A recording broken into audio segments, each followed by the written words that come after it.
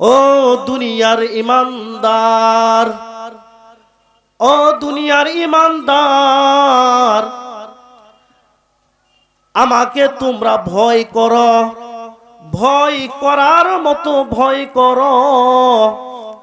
মুসলমান না হইয়া অন্ধকার কবরে তোমরা এসো না। আল্লাহ পাক রব্বুল আলামিন কুরআনুল কারীমে বলেছেন, ইয়া আইয়ুহাল্লাযীনা আমানু দুখুলু ফিস-সিলমি কাফা।